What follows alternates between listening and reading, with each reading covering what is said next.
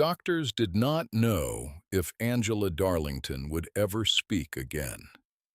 She was 4 years old, freshly pulled from a coma after being hit by a car, and the silence coming from her hospital bed had already lasted long enough that her own mother had started calling a crisis helpline just to survive the not knowing. Then, one day, the nurses delivered a secret so dangerous that if it leaked even a few hours early, it could have destroyed the one chance anyone had of reaching her at all. Michael Jackson was coming. And what happened when he reached her bed is something almost nobody outside that hospital room has ever heard. Let me take you back further than most people go. Not to the T-shirts his assistants handed out that day, or the signed copies of Bad passed down the ward like party favors. Let me take you back to a mother named Helen, sitting beside a hospital bed in Melbourne, calling a crisis helpline in the middle of the night just to hold herself together. Her daughter, Angela, was 4 years old. A car had hit her. What followed was a severe head injury, days lost to unconsciousness, and then a coma that finally, slowly, began to lift, leaving behind a small girl who could open her eyes but could not speak a single word. Nobody could tell Helen when that might change.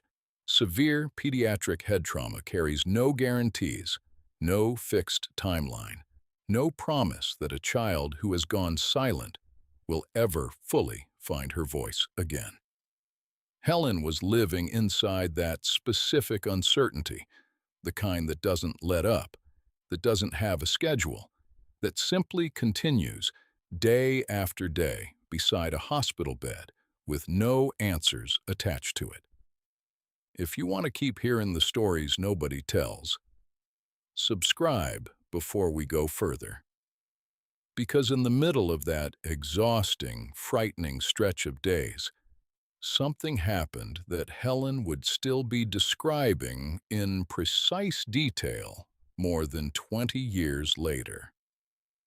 The Bad Tour brought Michael Jackson to Australia in November 1987, and somewhere in the middle of the tour's demands, he asked to visit a children's hospital. Wait, don't miss this detail. The hospital staff kept the visit secret from everyone, not just the press, but the families themselves, until the day it actually happened. And the stakes of that secrecy were real. Helen would later explain the reasoning plainly. If word got out even a few hours early, the ward would have been overwhelmed by a crowd. No children's hospital was equipped to manage.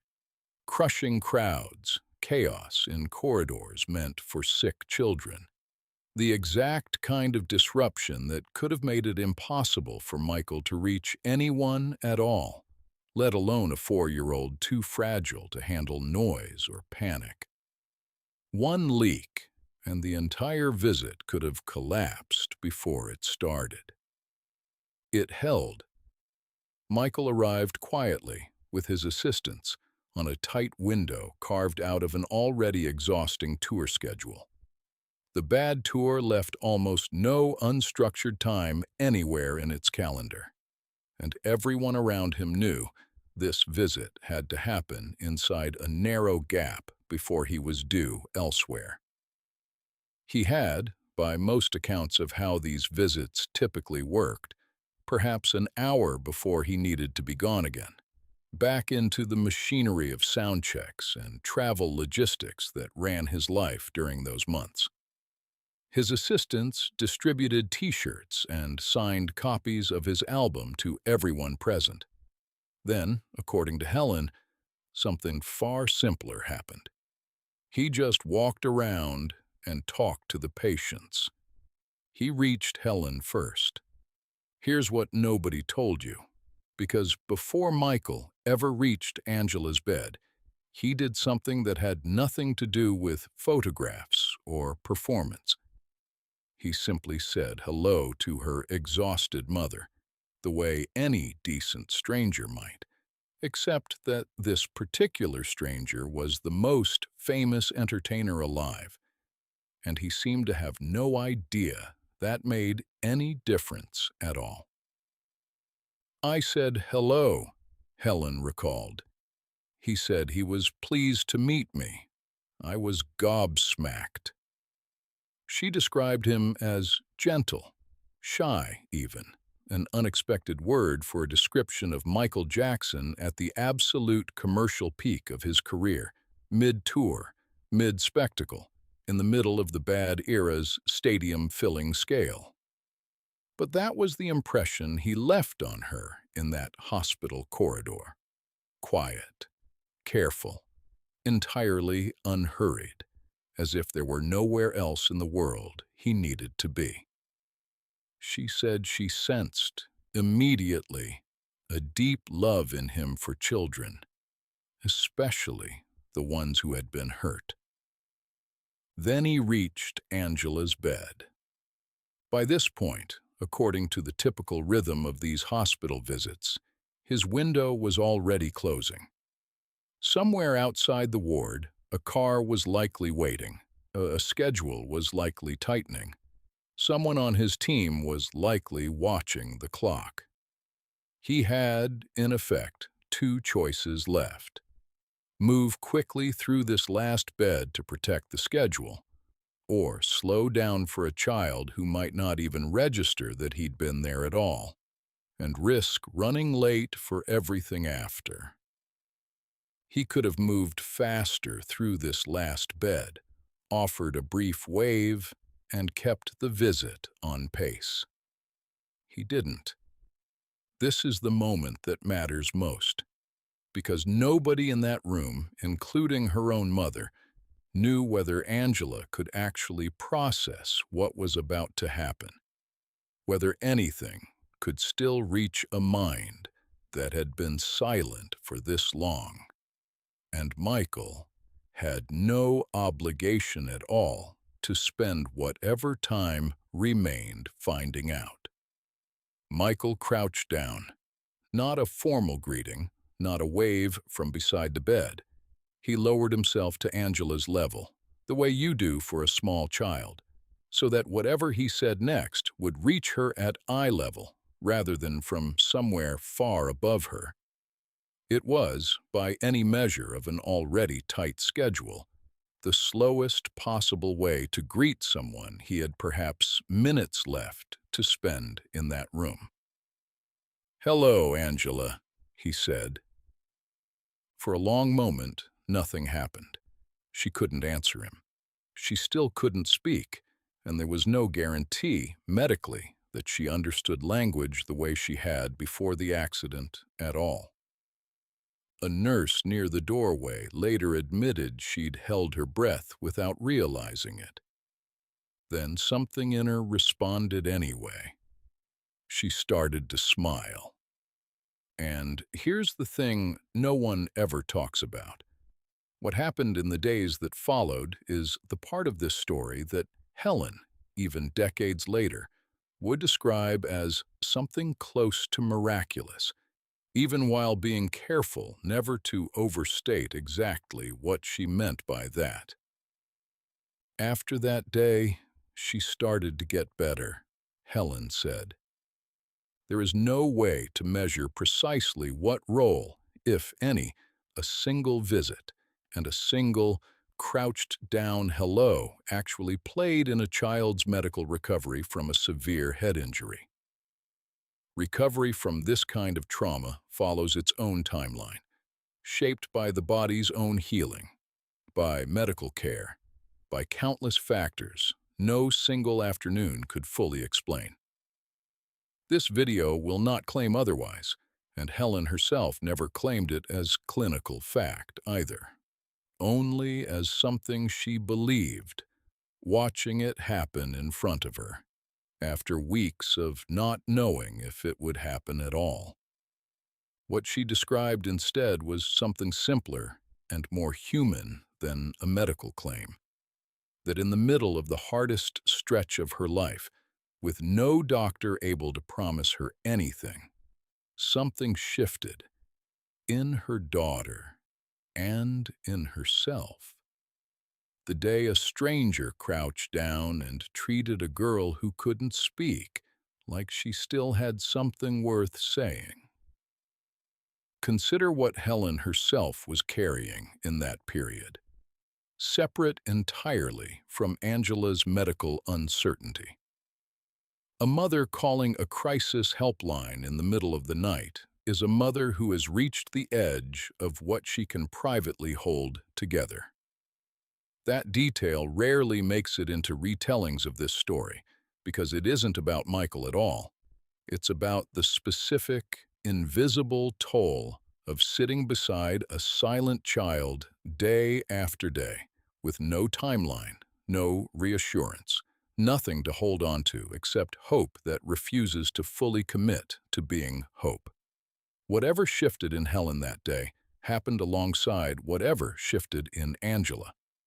Two people, each independently worn down to almost nothing, both encountering the same 15 minutes of unhurried attention from a stranger who had every reason in the world to be somewhere else. "I think of him as an inspiration," Helen said. "He just had a presence about him, this great empathy with people who needed to get better." This was not, by 1987, a new instinct for Michael Jackson. Nearly 2 decades earlier, as a child himself, he had come home from a Jackson 5 benefit at a children's hospital, and reportedly cried through the night at the memory of sick children, too weak to even clap for the performance he'd just given. That early experience seemed to plant something in him that never fully left. A specific, recurring pull toward exactly this kind of room, exactly this kind of child, across an entire adult lifetime of tour stops and album cycles and everything else that could easily have crowded it out. By the time he crouched beside Angela's bed in Melbourne, the pattern was already old news to the people who knew him best, even if it had never once made a headline. Angela wasn't the only child on that ward whose story Helen remembered changing that day. There was another patient nearby, a boy of about 15 by Helen's account, and by his own admission, a huge fan of Michael's music. After the visit, Helen said, he started getting better too. His own mother, watching the same unexplainable shift Helen had watched in Angela, called it a miracle. Helen, recounting all of it more than 2 decades later, arrived at a conclusion she stated plainly, without hedging. She believed many of the children on that ward improved after meeting him. She said she thought people should know about this particular side of Michael Jackson. Not the tabloid version, not the headline version, but this one. She said she had never believed him to be anything other than a good person. What you've seen so far is nothing, because Angela and that 15-year-old boy weren't the only children whose lives intersected with Michael's that same week in that same country. Melbourne was not the only Australian hospital ward Michael walked into that same tour. 9 days after Angela's mother watched her daughter smile for the first time in weeks, on November 18, 1987, Michael visited the Sydney Children's Hospital in Randwick. A mother named Natasha was there with her son, and she would spend the rest of her life telling this second story with the same specific gratitude Helen carried for the first. Don't miss this, because what happened to Natasha's son that same week gives this entire story a second, harder edge, one that makes Michael's visit land completely differently than it would have on an ordinary day. Natasha's son had lost an eye in a school accident just days before Michael's visit. Think about the timing contained in that single fact. Not months of processing, not years of adjustment already absorbed. Days. A family thrown, without warning, into exactly the kind of raw, disorienting grief that doesn't yet have any shape to it, still reeling from an injury nobody had time to prepare for when word came through that Michael Jackson was coming to the ward. He arrived carrying an abundance of stuffed animal toys. Natasha's own word for the sheer volume of them, generously given to every child on the ward, not just her son.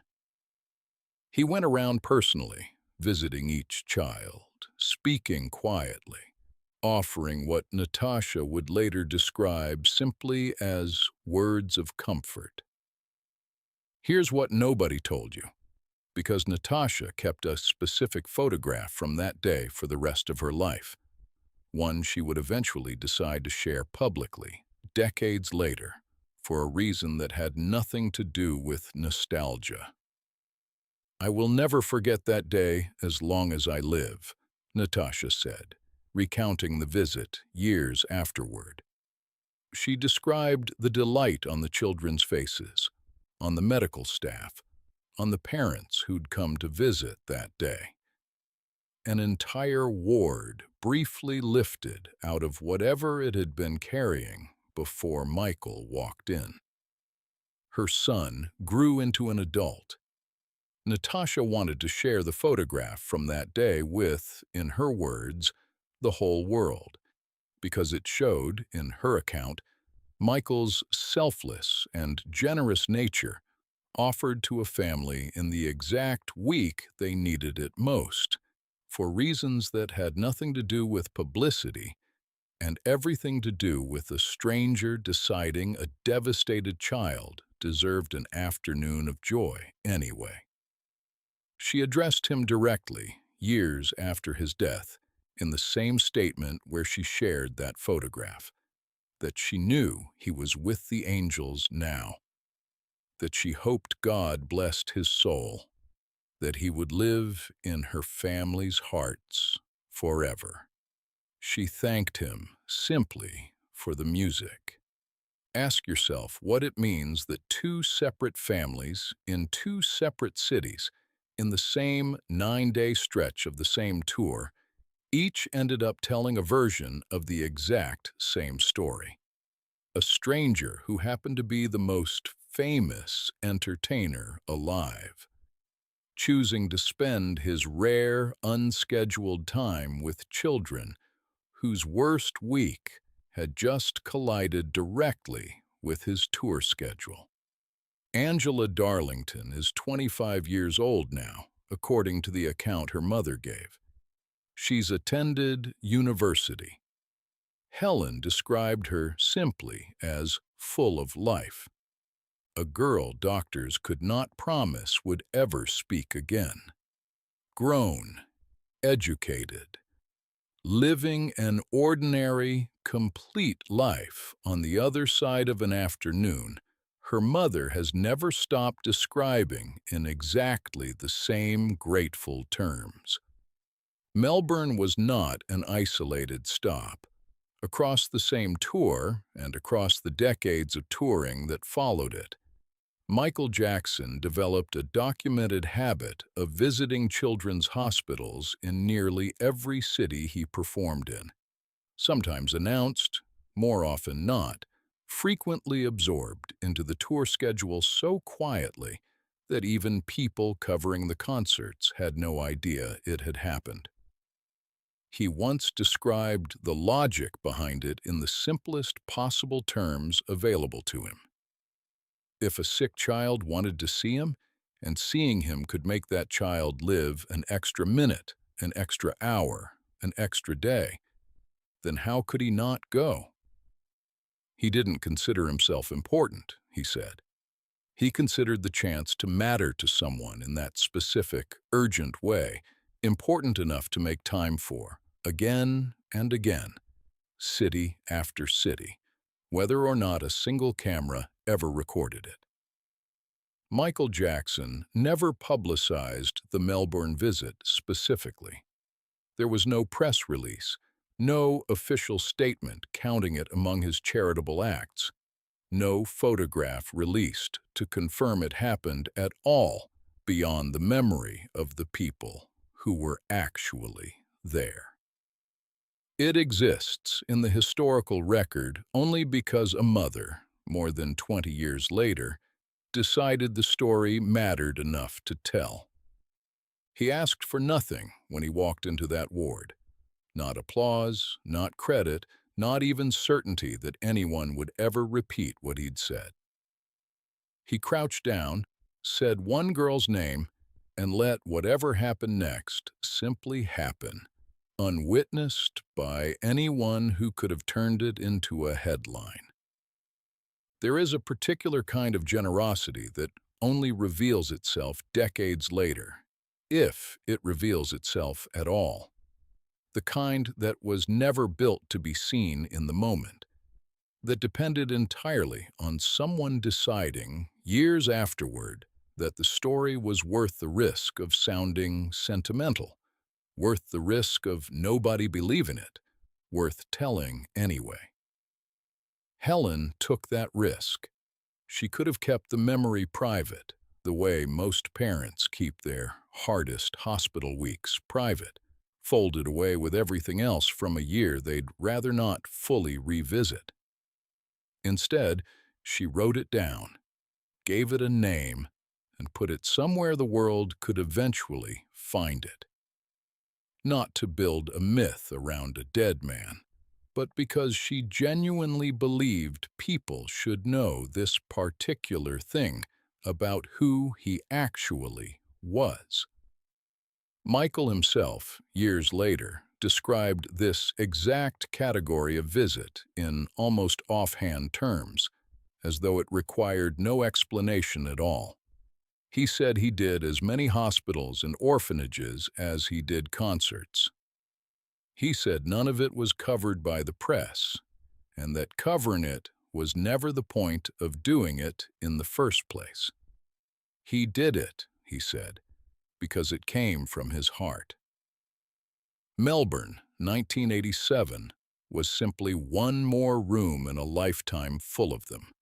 One 4-year-old girl among however many children he crouched down beside across 3 decades in cities most of the world never heard about, for reasons he apparently never felt the need to explain to anyone beyond a single sentence. Natasha Lang, sharing her own photograph years after Michael's death, addressed him directly in words she never expected to need. That she knew he was with the angels now, that she hoped God blessed his soul, that he would live in her family's heart forever. She thanked him simply for the music.